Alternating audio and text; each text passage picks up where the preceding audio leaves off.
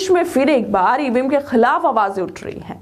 हिंदुस्तान की राजधानी दिल्ली में ईवीएम के खिलाफ एक जन सैलाब इकट्ठा हुआ, जिसमें लगातार ईवीएम हटाने की बात कही जा रही है और बैलेट पेपर से चुनाव कराने की मांग की जा रही है। दरअसल चुनाव आयोग और संसद से बस कुछ ही दूरी पर इससे जंतर मंतर पर ईवीएम मशीन के खिलाफ सड़कों पर जन सैलाब उतरा। देश के कई राज्यों से लोग यहां पर पहुंचे थे, जिन्होंने ईवीएम के विरोध में नारेबाजी की। यह आंदोलन जंतर मंतर पर भारत मुक्ति मोर्चा के द्वारा किया जा रहा है, जो लगातार बैलेट पेपर से चुनाव कराने की मांग कर रहे हैं। दोस्तों, जंतर मंतर से कुछ ही दूरी पर चुनाव आयोग का ऑफिस है। उम्मीद की जा सकती है कि चुनाव आयोग इस जन सैलाब को देखेगा और ईवीएम पर जो लगातार सवाल उठते रहते हैं उस पर कोई कार्रवाई करेगा। लगातार ईवीएम के खिलाफ आवाजें उठती रहती हैं। विपक्ष से लेकर आम लोग ईवीएम की विश्वसनीयता पर सवाल उठाते रहते हैं। डेमो लेकर दिखाया जाता है कि कैसे ईवीएम में गड़बड़ी हो सकती है।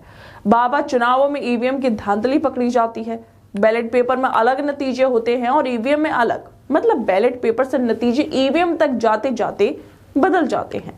जिस पार्टी को बैलेट पेपर में बहुमत से जीत होती है वो ईवीएम में हार जाती है।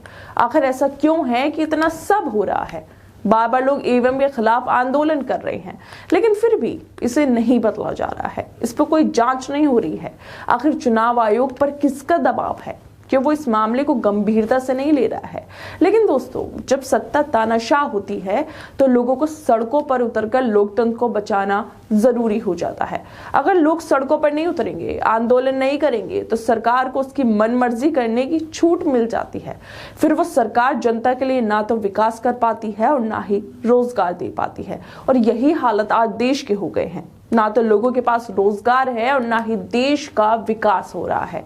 इसी वजह से लोग सड़कों पर उतर आए हैं, अपने हक की मांग कर रहे हैं। लोगों के साथ जो विश्वासघात हो रहा है उसके खिलाफ आवाजें उठा रहे हैं, क्योंकि जनता वोट किसी और को कर रही है और ईवीएम की वजह से जीत कोई और जाता है।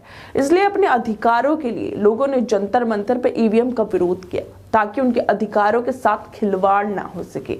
अब देखने वाली बात यह होगी कि हजारों लोग तो ईवीएम के खिलाफ इकट्ठा हो गए हैं, विरोध कर रहे हैं, लेकिन विपक्ष जो बस दूर से ही ईवीएम में गड़बड़ी की बात कहता रहता है, वो कब ऐसे सड़कों पर आएगा या बस वो बयान देकर, भाषण देकर विरोध करते रहेंगे? खैर दोस्तों, आप लोगों को क्या लगता है कि जो भारत मुक्ति मोर्चा के लोगों का एक जन सैलाब जंतर मंतर पर उपड़ा है, क्या इन लोगों की आवाज चुनाव आयोग तक या फिर सरकार तक पहुंच पाएगी?